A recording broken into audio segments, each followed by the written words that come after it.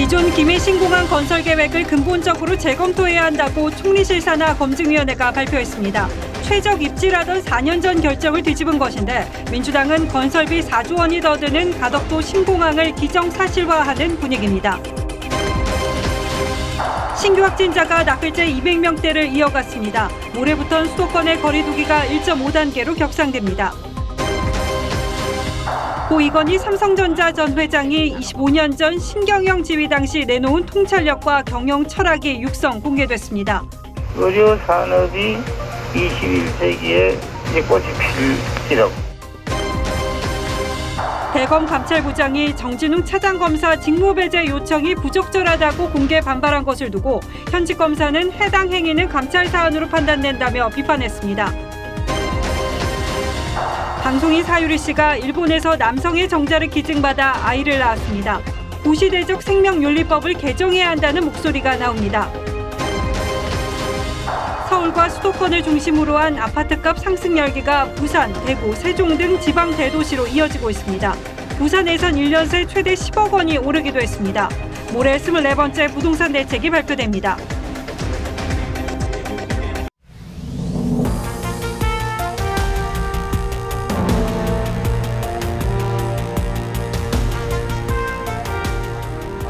안녕하십니까. 뉴스9의 신동욱입니다. 김해 신공항 추진 계획이 사실상 없던 일이 되었습니다. 동남권 신공항 사업은 노무현 정부 때부터 시작돼 검토 용역만 수차례 거쳤을 정도로 부산 경남 지역의 대표적인 수건 사업이었습니다. 이명박 정부 들어서 한 차례 건설 계획이 백지화되는 등 정권에 따른 부침도 심했습니다. 그러다가 박근혜 정부 시절인 4년 전 외국 전문기관 연구 용역 결과에 따라서 어렵사리 현재 김해공항 확장으로 결론을 냈지만 정권이 바뀌면서 다시 백지화로 결론이 뒤집혔습니다. 부산 경남 지역 여론은 이번 결정에 호의적이지만 그럼에도 불구하고 부산시장 보궐선거를 앞두고 정부가 서둘러 결정을 뒤집었다는 비판은 피하기 어렵게 됐습니다. 그렇다면 그때 잘못된 결론이 내려진 건지 아니면 이번 결정이 그야말로 정치적 결정인지 오늘은 이 문제를 집중적으로 살펴보겠습니다. 김도형 기자가 먼저 보도합니다. 총리실 산하 김해 신공항 검증위원회가 검증 11개월 만에 재검토 결론을 내렸습니다. 동남권 관문공항으로서 김해 신공항 추진은 근본적인 검토가 필요하다고 봅니다. 검증위가 중요하게 지적한 부분은 절차상 흠결, 신설할 활주로 쪽 장애물인 산을 깎을지 여부에 대해 지자체와의 협의가 있어야 한다는 법제처 유권 해석을 근거로 기본 계획을 수립하면서 부산시와 협의하지 않았기 때문에 법 취지에 위배된다고 했습니다. 검증위는 총 4개 분야에 대해 검증 결과를 발표했는데 기본 계획안의 타당성을 인정하는 대목도 적지 않았습니다. 김해 신공항이 동남권 관문공항으로서 역할하는데 최소 기본 요건을 충족하고 있다고 판단하였습니다. 공항 이용 수요와 관련해선 부산, 울산, 경남이 합의한 연간 3,800만 명 처리가 가능하다면서도 미래를 예측하지 못한다며 향후 여객 수요 대응에 제한이 있다고 분석했습니다. 또 시설 운영과 환경, 소음 분야에서도 보완이 필요하다고 했습니다. 정세균 총리는 검증이 발표 뒤 관계부처 장관회의를 주재해 후속 조치에 차질이 없도록 하라고 지시했습니다. 하지만 4년 전 외국 전문기관에서 신공항 입지로 최적의 방안이라고 했던 결론을 뒤집은 것이어서 추진 과정에서 논란이 예상됩니다. TV조선 김도영입니다.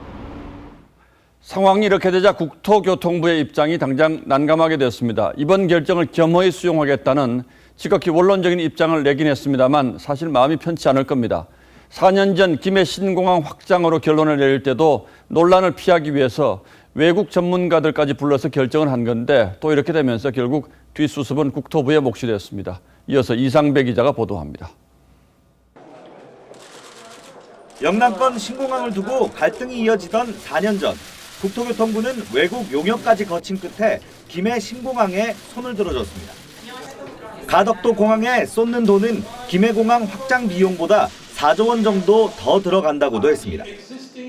현재의 김해공항이 영남권 신공항 입지로서 최적의 대안이라는 의견을 제시하였습니다. 문재인 정부 출범 직후인 2017년 6월에도 34억 원을 들여 김해 신공항의 사업성을 검토할 만큼 김해 신공항에 힘을 실어줬습니다. 지난해에도 국토부는 안전 문제 때문에 김해 신공항이 더더욱 필요합니다라는 보도자료까지 냈습니다. 하지만 지난해 2월 문재인 대통령의 타당성 검증 지시로 분위기가 바뀐 끝에 4년 만에 결정이 뒤집힌 겁니다. 국토교통부는 난감한 기색이 역력합니다. 지금까지 김해 신공항에 무게를 두면서 가덕도와 밀양 등 다른 후보 지역의 경제성과 적합성은 낮다고 판단해왔기 때문입니다. 김해 신공항이 백지화될 경우 교통주무부서로서 내려온 그동안의 판단을 번복해야 할 뿐 아니라 여당과 청와대 등 외부의 요구에 끌려다녔다는 비판에서도 자유롭지 못합니다. 국토부는 오늘 검증위의 결정을 겸허히 수용하고 후속 절차에 들어가겠다는 입장을 밝혔습니다. TV조선 이상배입니다. 4년 전에 이어서 또다시 영남 지역의 민심이 둘로 갈라졌습니다. 부산 경남 지역은 가덕도 신공항을 기정사실화하면서 환영 분위기지만 대구 경북은 즉각 반발했습니다. 이성진 기자가 현지 여론을 두루 살펴봤습니다. 오늘 발표에서 가덕도 신공항은 거론되지 않았지만 부산과 경남에서는 이미 가덕도 신공항을 기정사실화하며 환영 분위기입니다. 24시간 안전하게 운항할 수 있는 공항이어야만 합니다. 현재로서는 가덕도가 최선의 입지라고 생각합니다. 부산시는 잘못된 정책을 바로잡았다며 특별법을 제정해 동남권 관문공항을 조기 추진해야 한다고 밝혔습니다. 예비 타당성 조사 등 사전 절차를 최대한 단축할 수 있는 패스트 트랙을 추진해야 합니다. 시민단체는 지자체 간 구체적인 준비가 필요하다는 입장을 내놓았습니다. 앞으로 부산하고 경남, 울산이 이 가덕에 대한 협의하고 거기에 대한 준비 절차에 대해서 또 다른 합의가 좀. 하지만 대구와 경북은 180도 다른 분위기입니다. 권영진 대구시장은 검증위원회의 발표가 영남권 전체 의견을 조율하지도 않았다며 반발했습니다.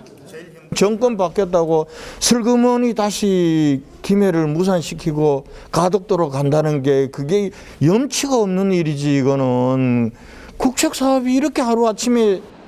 대구시와 함께 입장문을 낸 경상북도는 문제점을 보완해서라도 김해 신공항을 그대로 추진해야 한다고 밝히면서 불만을 나타냈습니다. TV조선 이성진입니다. 더불어민주당은 새로운 영남권 신공항으로 부산의 가덕도 신공항을 기정사실화하는 분위기입니다. 가덕도 신공항을 신속하게 추진하기 위한 특별법 발의를 예고했고 예비 타당성 조사 면제도 추진하고 있습니다. 국민의힘은 부산 경남 지역 의원과 대구 경북 지역 의원들 사이에 적지 않은 온도차가 있습니다. 최원희 기자가 취재했습니다. 총리실 검증위원회의 사업 백지화 발표 직후 민주당은 대책회의를 열어 가덕도 신공항의 조속한 추진 의지를 드러냈습니다. 부울경 시도민의 오랜 염원인 가덕 신공항의 가능성이 열렸습니다. 우리 앞에 놓인 과제는 합법적 절차를 신속히 진행하는 일입니다. 이르면 다음 주 신공항 부지를 가덕도로 명시하는 특별법을 발의할 예정인데 국책 사업의 경제성을 평가하는 예비 타당성 조사를 면제할 수 있는 근거 조항을 담는 방안을 추진하는 것으로 알려졌습니다. 시간적 단축뿐만 아니라 재정 확보라든지 또 행정적인 절차 이런 모든 것들을 압축시켜서 사업 검증을 위한 연구 용역비 20억 원도 확보된 상태로 민주당은 절차를 최대한 줄여 2030년 안에 가덕도 신공항을 완공한다는 구상입니다. 국민의힘 지도부는 선거를 앞두고 국책 사업을 뒤집은 건 유감이라면서도 여당과 함께 추진하겠다는 뜻을 밝혔습니다. 유감스럽게 생각을 하는데 부울경 지역에서 지금 얘기하고 있는 가덕도 공항에 대한 나름대로 우리 당도 적극적으로 검토를 할 수밖에 없다고 말씀드리죠. 부산 표심을 겨냥한 여당의 밀어붙이기와 이를 반대할 수 없는 야당의 이해관계가 맞물리면서 국책 사업이 선거 논리에 휘둘릴 것이란 우려가 커지고 있습니다. TV조선 최원입니다. 자, 그런데 동남권 신공항 문제는 벌써 17년째 영남 민심을 움직이며 선거판을 뒤흔들어 놓곤 했습니다. 다시 떠오른 가덕도 신공항 역시 4년 전 평가에서는 가장 낮은 점수를 받았지만 결국 선거를 앞두고 다시 부활한 셈이죠. 17년을 이어온 동남권 신공항 논란의 역사를 홍현주 기자가 되돌아봤습니다. Gadioc site is significantly more expensive because of the site formation cost. Limay extension is ranking first in any scenario. 하지만 아니었습니다. 4명의 대통령이 약속하고 2번의 백지 화해도 이어져 온 17년간의 논란. 시작은 2003년 1월입니다. 당선인 신분이던 노무현 전 대통령은 부산, 울산, 경남 상공인 간담회에서 신공항 건의를 받고는 적당한 위치를 찾겠다고 답합니다. 그리고 3년 뒤 노 전 대통령은 신공항 검토를 지시했습니다. 이명박 정부도 경남 밀양과 가덕도 등을 후보지로 검토했지만 경제성이 낮아 백지화를 선언하고 사과했습니다. 사업비 과다, 경제성 미흡 등으로 현 시점에서 사업 추진 여건이 적합치 않다는 결론을. 하지만 1년 뒤 대선이 다가오자 박근혜, 문재인 후보는 또다시 신공항 공약을 들고 나왔습니다. 부산 시민 여러분께서 바라고 계신 신공항 반드시 건설하겠다는 약속을 5개 지자체의 공동관문으로 활용될 수 있는, 그래서 인천공항과 맞먹는 허브공항으로. 이후 2016년 프랑스 전문기관은 김해공항 확장안이 최적이라는 결론을 내며 2번째 무산됩니다. 하지만 2년 전 지방선거에서 여당이 PK 지역을 석권한 뒤 다시 논란에 불을 지폈습니다. 가덕 신공항으로 가지 않을 수가 없는 확장성이 전혀 없는 공항입니다. 지난해 4월엔 부울경 광역단체장 3명이 김해공항 확장에 반대하는 선언을 하자 12월 총리실 산하에 검증위가 꾸려졌습니다. 당초 6월에 검증 결과가 나올 예정이었지만 오거돈 전 시장의 성추행 사태 이후 미뤄지면서 결국 11개월 만에 검증 결과가 발표됐습니다. TV조선 홍현주입니다. 자, 그렇다면 4년 전 김해 신공항을 확장하는 것이 최적의 대안이라고 결정했을 때와 이번 결정에는 어떤 차이가 있었는지 궁금하죠.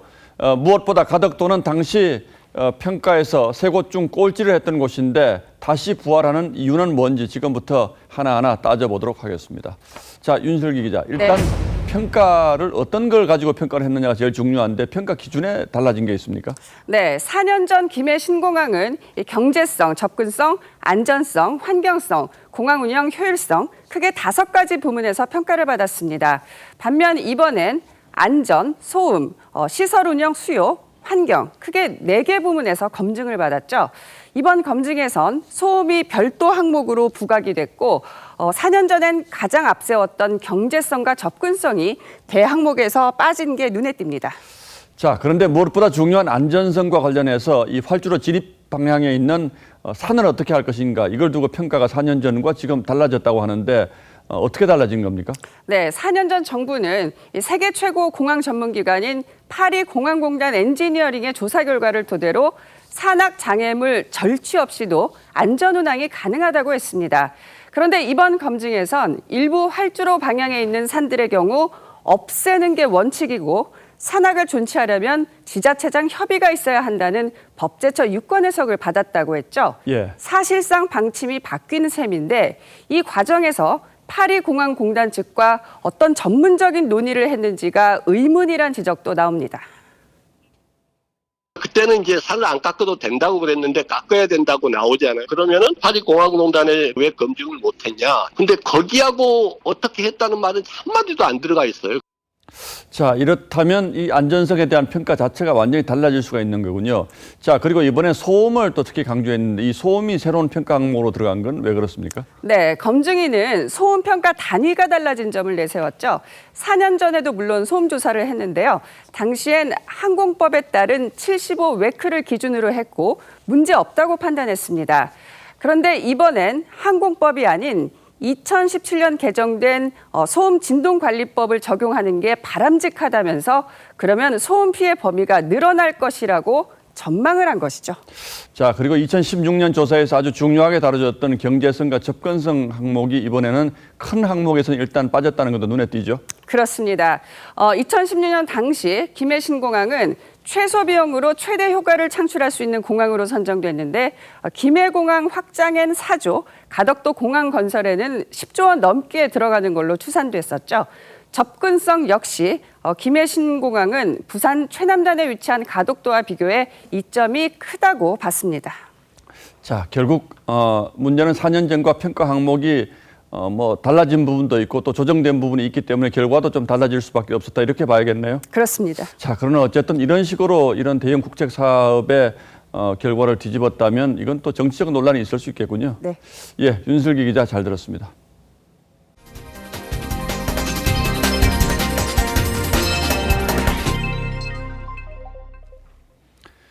정부가 결국 수도권의 거리두기 단계를 올리기로 했습니다. 서울, 경기는 모레부터, 인천은 오는 23일부터 사회적 거리두기가 1.5단계로 격상됩니다. 오늘로 코로나19 확진자가 나흘 연속 200명대를 기록하고 있고 국내 발생도 2달 반 만에 200명을 넘어섰기 때문이죠. 황병준 기자가 보도합니다. 서울 서초구의 한 아파트 단지에 설치된 임시 선별진료소. 주민들이 검사를 받기 위해 길게 줄을 섰습니다. 입주민만 출입하는 단지 내 사우나에서 14명이 무더기로 감염된 겁니다. 사우나 시설이니까 아무래도 환기가 되면 사우나가 안 되잖아요. 성동구 체육시설에서 18명, 중구 공장에서 13명 등 서울에서만 하루 새 3개의 신규 집단 감염이 발생했습니다. 또 경기도 안산 수영장에서 9명, 수도권 가을산악회에서 14명의 감염자가 나왔습니다. 수도권의 일평균 확진자가 111명을 넘어서자 정부는 서울과 경기는 모레부터, 인천은 23일부터 사회적 거리두기를 1.5단계로 올리기로 했습니다. 수도권과 강원도의 지역사회 유행을 차단하고 현재의 추세를 반전시키는 것입니다. 집단 감염이 꼬리를 물면서 신규 확진은 국내 발생만도 200명을 넘었습니다. 현재 코로나19는 다시 위기 상황을 맞아 전국 유행의 기로에 서 있습니다. 방역 당국은 아직까지 가장 확실한 백신은 마스크 쓰기와 손 씻기라며 연말연시 대면 모임을 피해달라고 당부했습니다. TV조선 황병준입니다. 전국에서 집단 감염이 잇따르고 있는데 특히 광주 전남대병원의 집단 감염이 심상치 않습니다. 하루 4,000명 이상 환자 가족이 오가는 곳입니다. 병원에서 시작된 감염이 광주 시내는 물론 목포까지 번지자 전남대병원은 모든 진료를 전면 중단했습니다. 오선열 기자가 취재했습니다. 병원 입구부터 100m 넘게 긴 줄이 생겼습니다. 처방전을 받으러 온 외래 진료 환자들입니다. 제가 지금 2시간 기다렸다 지금 타갖고 가네요. 전부 다 환자고 면역력이 없거든요. 그러니까 엄청 불안해요. 전남대병원 관련 확진자는 나흘 만에 31명으로 늘었습니다. 전남대병원은 오늘부터 병원 한 개동을 코호트 격리하고 주말인 22일까지 진료 업무를 중단하기로 했습니다. 병원의 진료 기능이 완전히 멈춘 겁니다. 현재 의료진을 포함한 직원들의 자가격리가 급증하는 상태로 정상적인 진료가 이루어지기 어렵습니다. 병원 관련 집단 감염은 광주 시내로 빠르게 퍼졌습니다. 경찰관 확진에 광산경찰서 3층이 일시 폐쇄됐고 확진자가 들린 성당에선 신도 1명이 추가 감염됐고 100여 명이 전수검사를 받고 있습니다. 성당 사람 엄청 많아요. 엄청 크죠. 경주에 설찬이 큰 성당이에요. 목포에서도 지난 11일 이 병원에서 태어난 60대 환자와 유치원생 손주 등 일가족 5명이 감염됐습니다. 지금 유치원 애들도 걸렸어. 아니까 우리가 애들이 거기를 보내고 있는데 문제가 많고. 광주시는 오는 19일부터 사회적 거리두기를 1.5단계로 격상하기로 했습니다. TV조선 오선열입니다. 사회적 거리두기 단계가 올라가면 할 수 없는 게 또 많아집니다. 당장 이번 주말 결혼을 준비 중인 신혼부부들이 큰 혼란에 빠졌고 야구 한국 시리즈 입장권을 사신 분들도 취소를 하고 표를 다시 구매해야 합니다. 1.5단계가 되면서 달라지는 것들은 송민선 기자가 안내하겠습니다. 사회적 거리두기 1.5단계가 시행되면 결혼식장은 출입 인원이 4제곱미터당 1명으로 제한됩니다. 만약 예식홀이 200제곱미터라면 50명만 들어갈 수 있는 건데 이 때문에 당장 하객들을 초청해 놓은 예비 신혼부부들은 어떻게 할지 막막합니다.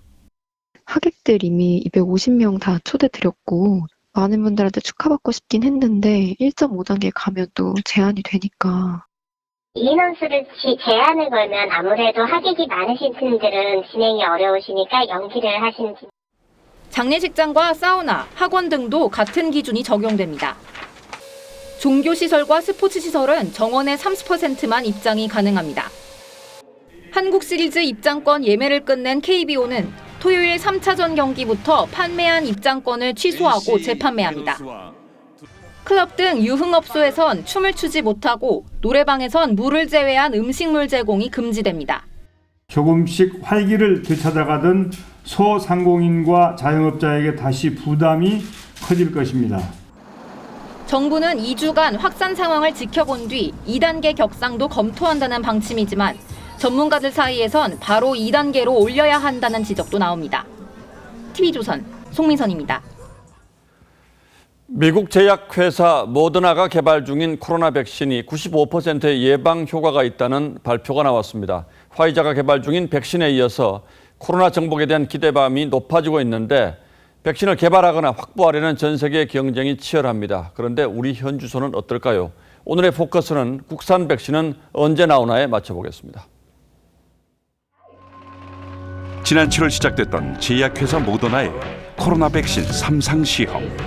3만 명이 참가했죠. I'm ready. 모더나는 94.5%의 예방 효과를 기록 중이라며 중간 결과를 발표했습니다. Yeah, so exciting to hear today that Moderna's initial results from the phase 3 trial show almost a 95% efficacy of the vaccine. 예방률 90%를 보인 화이자의 백신 물질보다 높은 수치지요. 게다가 영하 70도에 보관해야 하는 화이자 백신과 달리 모더나 백신은 일반 냉장고 온도에서 보관할 수 있습니다. I think this is a really strong step forward to where we want to be about getting control of this outbreak. 이 밖에도 10곳 넘는 제약사들이 3상을 진행하는 등 백신 개발 전쟁은 뜨겁게 달아올랐죠. We are in good situation to have up to 50 million doses this year globally. By the end of this year, we said that in the United States, we expect to have 20 million doses. 생산 능력이 한정돼 있어 각국의 백신 확보 전쟁도 치열합니다. 미국은 이미 수억 명분의 백신을 사전 계약해뒀고 유럽연합도 5번의 대형 계약을 통해 20억 회분을 미리 확보했죠. A few days after our contract with BioNTech and Pfizer, I'm happy to announce a new agreement.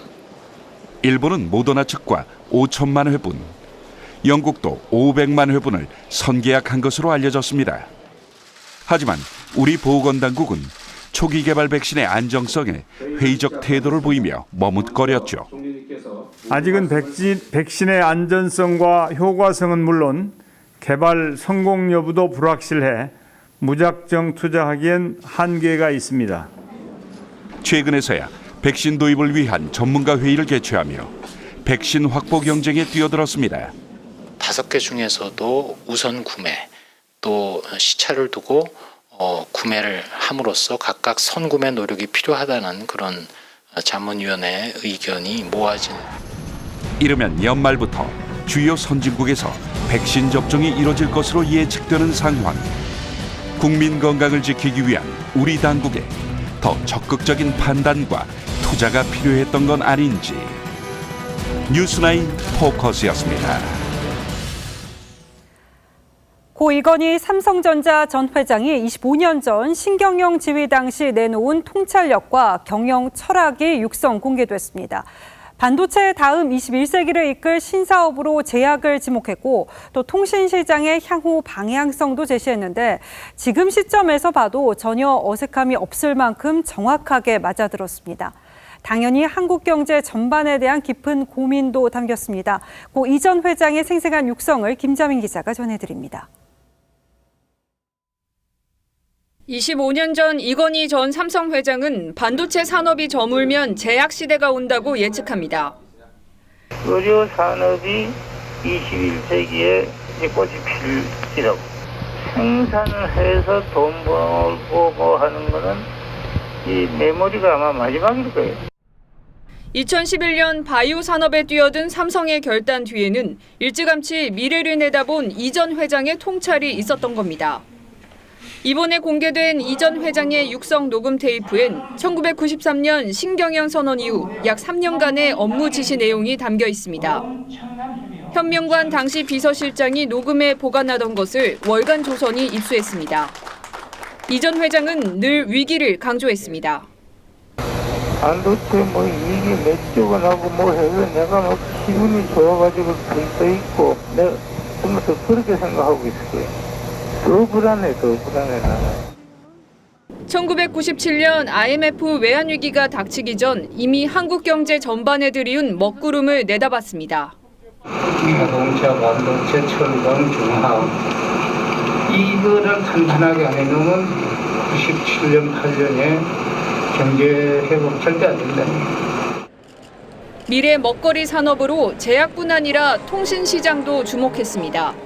이 전 회장은 지금 제1, 제2 이동통신이 나오는데 앞으로 제4, 제5 이동통신 시대로 갈 거다라고 지적했고 삼성은 2018년 AI와 5G, 바이오, 전장 등을 4대 미래 성장 사업으로 선정했습니다. 양양자 국회의원의 고졸 신화를 가능하게 한 삼성의 능력주의 인사에도 이 전 회장의 결단이 배어 있었습니다. 고졸 출신 대담하게 승진 실력만 있는 한에 정말 정직하게 올려주자. 과장이든 부장이든 이사든. 마누라와 자식 빼고 다 바꾸자는 혁신 주문 뒤에는 회사가 직원의 보금자리가 되어야 한다는 철학도 있었습니다.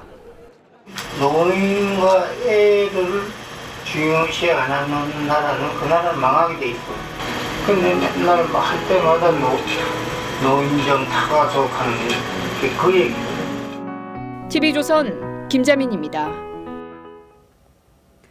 계속해서 내용을 거듭하고 있는 검찰 내부 분위기 전합니다. 한동훈 검사장 독직 폭행 혐의로 기소된 정진웅 차장검사는 재판에 넘겨진 상황에서도 여전히 정상 근무 중인데요. 대검 감찰부장이 정 차장검사의 직무 배제는 부적절하다면서 공개 옹호 발언을 내놨습니다. 이에 현직 검사는 감찰부장의 발언은 감찰을 받아야 할 사안이라면서 강한 비판을 내놓는 등 검찰 내부가 술렁이고 있습니다. 검찰 분위기 주원진 기자가 전합니다. 한동수 대검감찰부장은 지난 15일 SNS에 정진웅 차장검사를 직무배제하면 안 된다는 글을 올렸습니다. 그러자 전 대검감찰과장이었던 정의도 부장검사가 정면 비판하고 나섰습니다. 감찰부장이라는 분이 의사결정 과정을 SNS에 마구 올려도 되는지 궁금하다며 의사결정 과정의 외부 공개는 감찰 사안으로 한 부장 스스로 대검 감찰부에 감찰을 의뢰하라고 요구했습니다.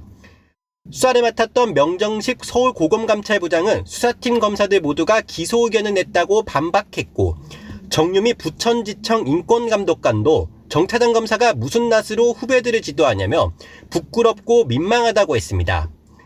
검찰의 한 관계자는 한동훈 검사장은 피의자 입건만으로도 직무배제했는데 기소된 정진웅 차장검사는 예외인가 보다고 비꼬았습니다. 추미애 장관은 최근 국회에서 수사팀 내부에 이견도 있고 독직 폭행 증거가 있는지 모르겠다며 징계 요구를 사실상 거부했습니다. TV조선 주원진입니다. 최가공 열린민주당 대표가 윤석열 총장이 문재인 대통령의 인사권에 영향을 미치려 했다는 주장을 다시 제기했습니다. 윤 총장이 조 전 장관 임명을 저지하기 위해서 청와대 민정수석에게 전화를 걸어서 자신의 직을 걸겠다고 말했다는 건데요. 10월 국감에 나온 윤 총장은 이 같은 의혹을 부인한 바 있습니다. 김태용 기자입니다. 윤석열 검찰총장이 조국 전 장관 임명 저지를 위해 애를 썼다. 최강욱 열린민주당 대표가 어제 우상호 더불어민주당 의원이 운영하는 유튜브에 출연해 이같이 주장했습니다. 방송 소제목은 윤석열은 내가 잡는다였습니다. 이게 지금 뭡니까? 내가 이렇게까지 했는데 아직도 지금 포기를 안 하고 이런 식으로 나오면 내가 사표 내겠습니다. 이렇게 얘기를 했어. 윤 총장이 조 전 장관의 낙마를 위해 대통령 인사권에까지 영향을 미치려 했다는 여권의 주장과 일맥상통하는 내용입니다. 최 대표는 또 윤 총장이 한동훈 검사장을 서울중앙지검장으로 앉히기 위해 노력했다고도 했습니다. 윤 총장은 지난 국정감사에 이어 오늘도 해당 의혹에 대해 사실 무근이라고 밝혔습니다. 조국이 여기서 만약 지명하면은 나 사표 쓰겠다, 사임하겠다 이렇게 윽박 지르는 게 사실입니까? 윽박을 제가 그건 말이 안 되는 얘기고. 조국 민정수석이 반대해가지고 무산됐죠. 그런 정도는 아닙니다. 한동훈 검사장이 어떻게 바로 중앙지검장을 합니까? 대검 역시 대응할 이유가 없다고 일축했습니다. TV조선 김태훈입니다. 트럭이 횡단보도를 건너던 일가족을 덮쳤습니다. 어린이집 등원을 위해서 엄마 손을 잡고 나왔던 일가족 4명이었는데 유모차에 탄 2살 아기가 숨졌습니다. 어린이 보호구역이었지만 이 횡단보도에는 신호등이 없었습니다. 박건우 기자입니다. 한 여성이 유모차를 끌며 큰 딸을 데리고 횡단보도를 건넙니다. 출근길 차량 정체 속에서 횡단보도 중간에 멈춰선 순간 서 있던 트럭이 갑자기 여성과 아이를 덮칩니다. 매일 지나다니고 매일 눈 마주치면 인사하고 그랬던 애들이라서 누워있는 거 보고 깜짝 놀랐죠. 오늘 오전 8시 45분쯤 광주의 한 아파트 단지 앞에서 트럭이 일가족 4명을 들이받았습니다. 유모차에 타고 있던 2살 난 딸이 숨졌고 30대 어머니와 4살 큰 딸은 크게 다쳤습니다. 유모차에 같이 탔던 넉 달 난 막내 아들은 가볍게 다쳤습니다. 일가족 4명은 당시 도로 건너편에 서 있는 어린이집 통학 차량에 타려고 횡단보도를 건너고 있었습니다. 어린이 보호구역이었지만 신호등은 없었습니다. 지난 5월 같은 곳에서 교통사고를 당한 8살 아이와 할아버지는 오늘 퇴원 후 처음으로 등교하던 길에 사고를 목격하고 말았습니다. 아버지가 처음으로 우리 애기 지금 계좌 초등학교 데리고 왔는데 이 사고 현장을 목격하는 거예요. 아침에 와서 주저앉고 막 푹푹 우는 거예요. 경찰은 A씨가 정체 구간에서 일가족을 발견하지 못해 사고를 낸 것으로 보고 일명 민식이법을 적용해 구속영장을 신청할 예정입니다. TV조선 박건우입니다. 방송인 사유리 씨가 일본에서 기증받은 정자로 아이를 출산하면서 우리 사회의 이른바 자발적 비혼 출산 논란이 불붙었습니다. 국내 산부인과에서는 혼인관계에 있는 부부에게만 인공수정을 해주고 있는 점을 들어서 구시대적 생명윤리법을 개정해야 한다는 목소리가 나오고 있는 건데요. 황선영 기자가 이번 논쟁의 쟁점을 짚어봤습니다. 일본 출신 방송인 후지타 사유리가 어제 SNS에 공개한 사진입니다. 11월 4일 한 아들의 엄마가 됐다며 앞으로는 아들을 위해 살겠다고 했습니다. 지금 아직도 조리원에 있거든요. 12월 말에 이제 한국으로 들어오실 계획이에요. 추후에 이제 한국에서 같이 살 생각이거든요. 아이랑. 사유리는 배우자 없이 일본에서 기증받은 정자로 출산한 사실을 공개했습니다. 난소 기능이 안 좋은데 급하게 결혼하는 건 어려웠다며 자발적 비혼모를 택한 이유를 밝히기도 했습니다. 이 SNS 글에 3만 6천 명이 넘는 네티즌이 동조하면서 국내 비혼 출산에 대한 논쟁으로 이어졌습니다. 비혼 출산을 지지하는 목소리도 있었지만 생명을 책임을 질 수 있으면은 저는 이제 문제가 되지 않는다고 생각해요. 한 선택이고 이제 선택을 존중해줄 필요가 있다고 생각을 합니다. 부작용을 우려하는 목소리도 적지 않았습니다. 한국 사회에서 허용을 하려면 상업화라든지 대리모 같은 부분도 있기 때문에 많은 논의를 통해서 그 부작용을 막는 방향으로 허가될 수 있지 않나.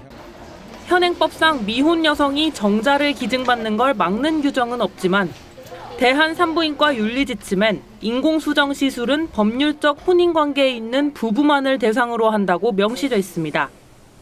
이번 기회로 자발적 비혼모에 대한 법적 제도적 논의가 활발해질 것으로 보입니다. TV조선 황선영입니다.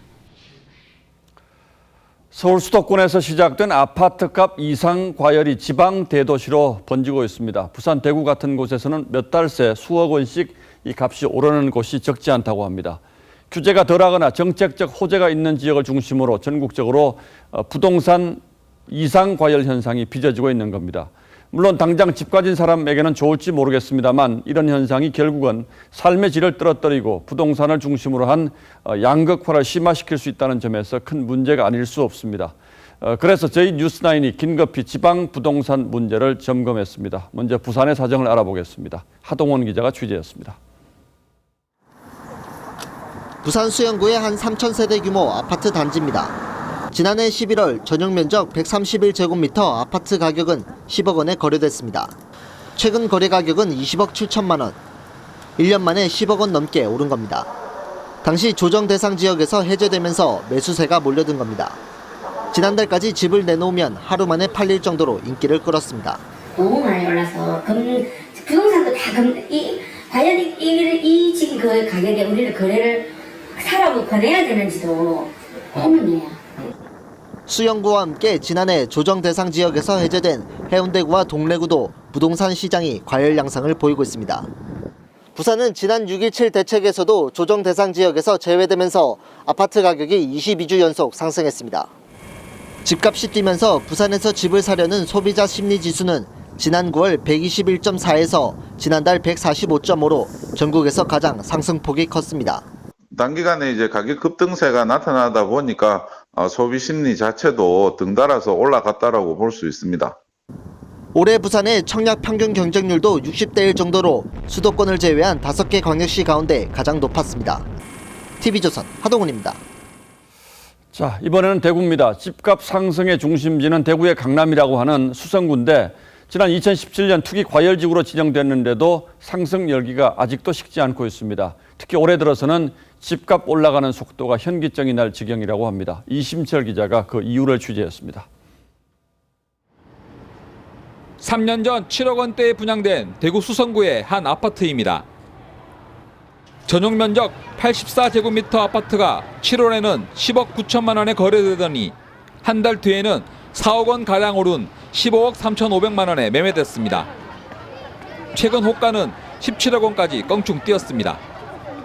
이제 매도자분들은 호가를 보고 호가에 호가를 붙여서 다시 또 호가를 올리는 거죠. 수성구는 뭐 브랜드 세대수 안 따져요. 그냥 학교 연금이 아니라 학부모님이죠. 대구 수성구는 전국에서 유일하게 투기 과열 죽으면서 조정 대상 지역이 아니다 보니 다주택자 양도세 중과 등 세금 규제를 비켜갑니다. 조정 대상 지역에서 적용되는 1주택자 양도세 비과세를 위한 2년 거주 요건이나 2주택 이상 보유자에게 부과되는 종부세 추가 과세로부터도 자유롭습니다. 상대적으로 약한 규제에 재건축 분위기를 타고 30년이 넘은 한 아파트 단지는 10달 만에 4억 원이 뛰었습니다. 올해만 들어가도 매력 올라가죠. 근데 이게 자꾸 정치가 바뀌고 강화되니까 그런 영향도 뭐 있어야 되는데 현재는 점점 안 키고 있습니다. 한국감정원의 11월 둘째 주 대구 수성구의 매매 가격은 지난주보다 1.11% 올랐습니다. 지난 3개월 동안 상승률은 8.52%로 같은 기간 전국 평균 1.59%보다 4배가량 높은 수치를 보이고 있습니다. TV조선 이심철입니다. 세종시도 올해 들어서 벌써 평균 40% 가까이 집값이 올랐습니다. 수도를 완전히 옮기자느니 국회를 옮기겠다는 얘기가 나올 때마다 집값이 요동칩니다.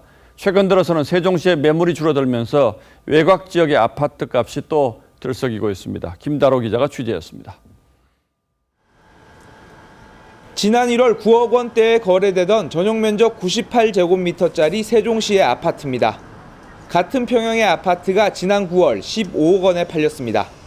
지난 7월 정치권에서 행정수도 이전 발언이 나온 뒤 주변 아파트 값이 껑충 뛰었습니다. 발표 이후로 적게는 1억, 2억, 많게는 2, 3억씩 다 일주일에 상당히 많이 올랐죠. 최근 국회 이전 발언까지 나오면서 매물이 사라지고 거래는 뜸합니다. 지난 16일까지 세종 아파트 거래 건수는 모두 7,369건, 10월과 11월 거래 건수는 274건에 불과합니다. 딱 멈춰 있는 거예요. 안 사고 안 팔고 사는 사람이 일단 없어요. 그동안 저평가됐던 세종 외곽의 가격 상승세도 가파릅니다. 세종시 고운동과 조치원읍의 전용 면적 84제곱미터 아파트 가격은 올 초보다 2배 넘게 올랐습니다. 집값 상승 기대감이 번지면서 실수요자들 내 집 마련은 더 멀어졌습니다. 직장에서 가까운 지역은 현실적으로 어렵고 더 외곽으로 나가야 되는 상황입니다.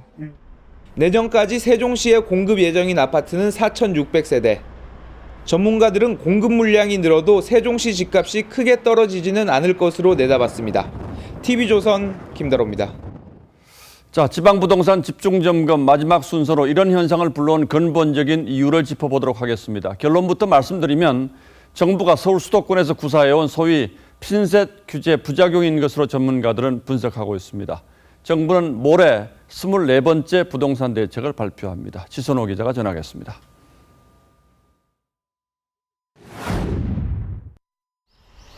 투기 지역으로 지정된 서울 서초구의 한 아파트 전용 79제곱미터형은 지난 10월 19억 3천만 원에 거래됐습니다.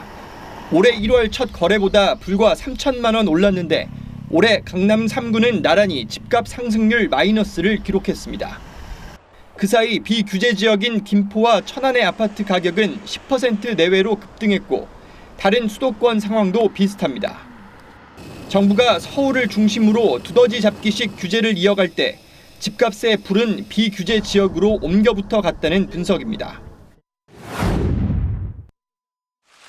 지난 6.17 대책 발표 당시 정부는 강력한 추가 조치를 예고했지만 필요하다면 언제든지 강력하고 즉각적인 조치를 일관되게 이어나가겠다는 것을 약속드립니다. 5개월이 지난 지금까지 추가 규제 움직임은 없습니다. 찔끔찔끔 핀셋 규제보다는 집값이 들썩이는 이런 지방 도시도 광역적으로 좀 규제 지역을 넓게 설정할 필요가 있겠다는 점. 서울뿐 아니라 부산, 대구, 인천 등 지방 대도시도 내년부터 아파트 입주 물량이 줄어드는 가운데 수요는 지속되고 있습니다. 5대 광역시의 도심지를 중심으로 똘똘한 집 한 채에 대한 수요가 쏠리는 분위기입니다. 그래서 지방 대도시의 집값 상승세는 당분간 꺾이지 않을 거란 분석이 나옵니다. TV조선 지선호입니다. 민주당 이낙연 대표가 윤석열 검찰총장을 향해서 정치적 중립을 지키지 않을 거면 거취를 선택하라고 했습니다.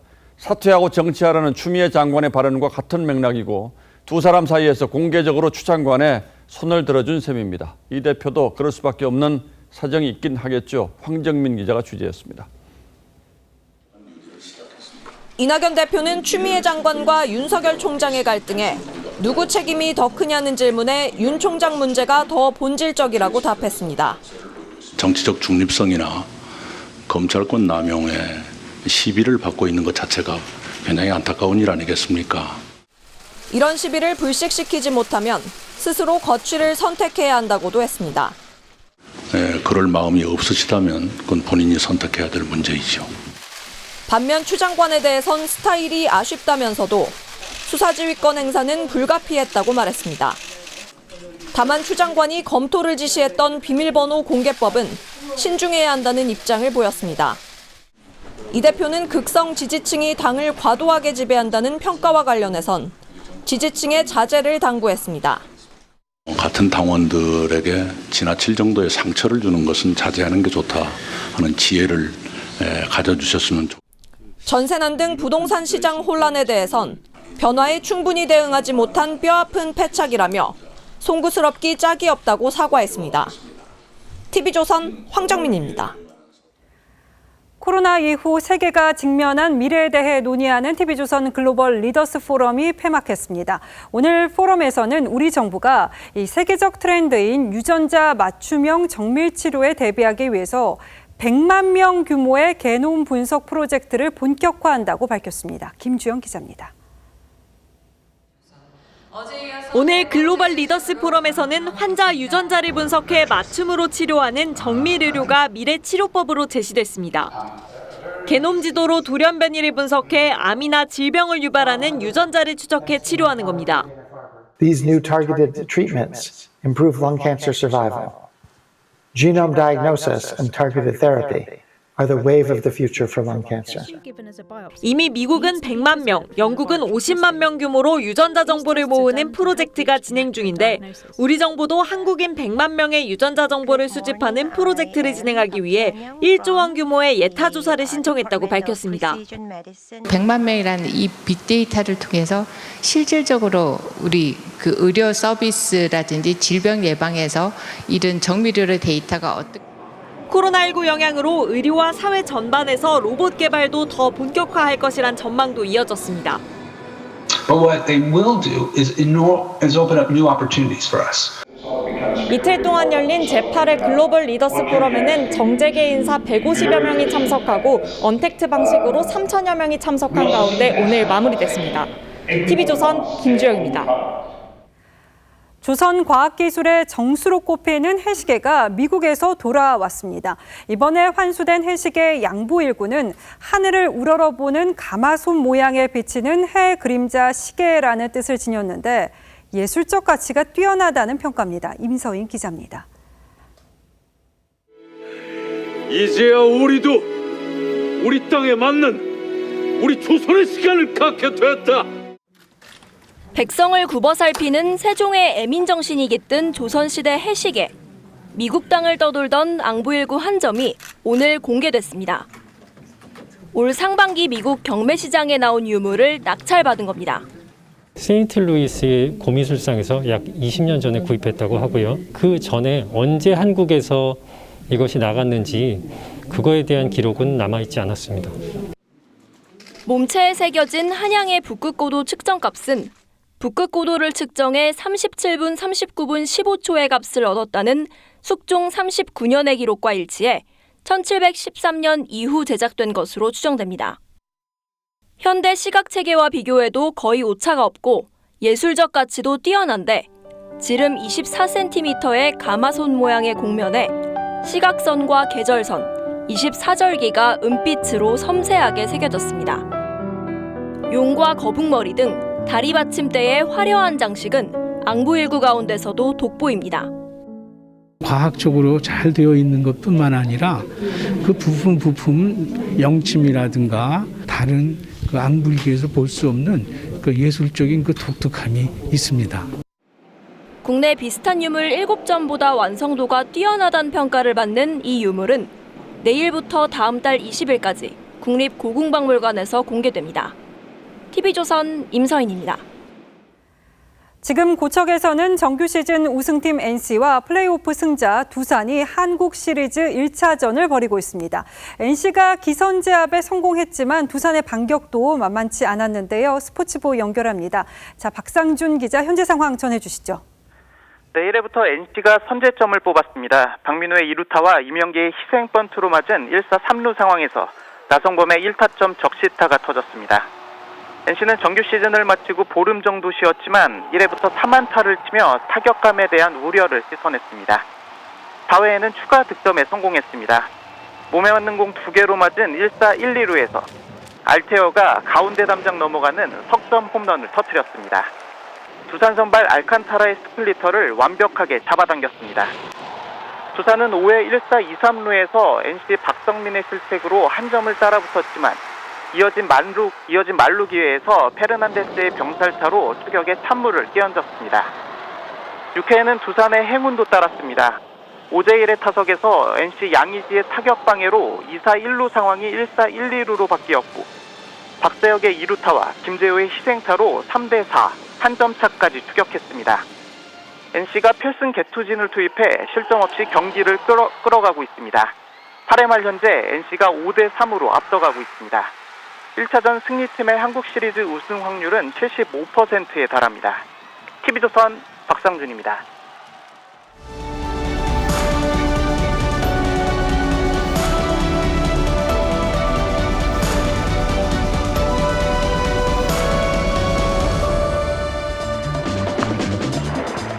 지금은 고전이 된 TV 시리즈 문이죠. 600만 불의 사나이가 통나무를 엄청나게 빨리 굴려서 상대방을 강물에 빠뜨립니다.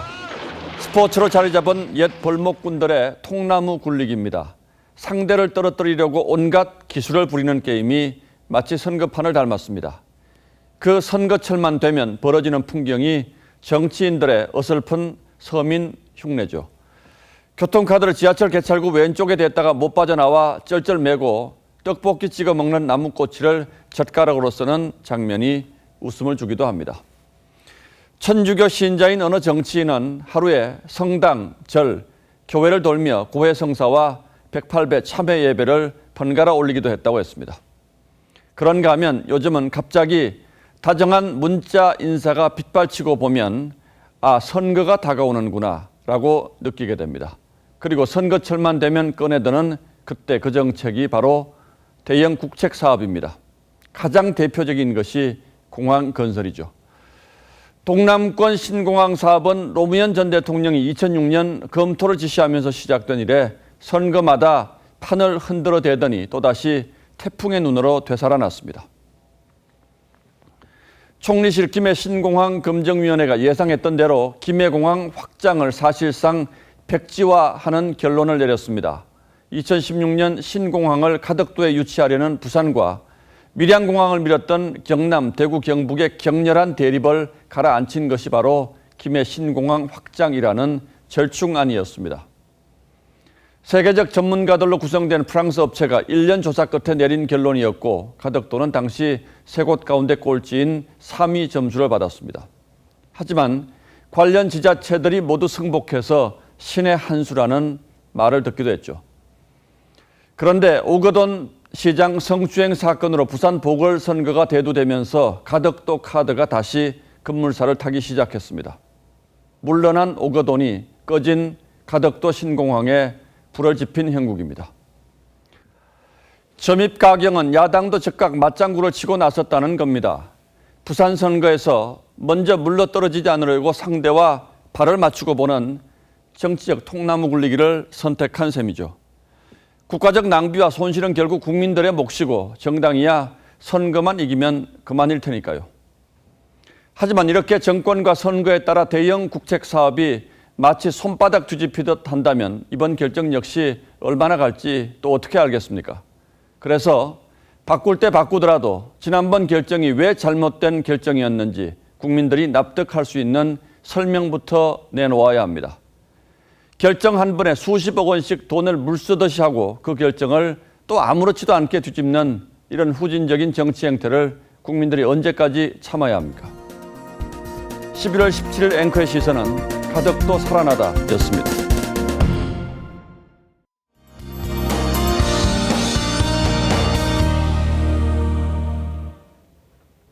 현재 곳곳에 약한 비가 내리고 있는데요. 내일도 비가 이어지면서 미세먼지는 해소되겠습니다. 일단 내일은 약한 비가 오다 그치다 하는 수준이어서 큰 불편함은 없겠습니다. 다만 모레는 가을비답지 않게 아주 많은 양의 비가 내리겠고 바람까지 강하게 불겠습니다. 일부 지역은 100mm가 넘는 곳도 있겠는데요. 이때는 대비를 철저히 하셔야겠습니다. 비는 목요일 밤에 대부분 그치겠습니다. 내일 낮 최고 기온은 오늘과 비슷하겠습니다. 서울이 20도, 대전 23도, 대구는 21도까지 오르겠습니다. 비가 그친 뒤에는 날이 부쩍 추워지겠습니다. 다음 주부터는 서울의 아침 기온이 1도 안팎까지 떨어지겠고요. 한낮에도 10도 이하를 보이겠습니다. 날씨였습니다. 11월 17일 뉴스9는 여기서 모두 마치겠습니다. 시청해주신 여러분 고맙습니다.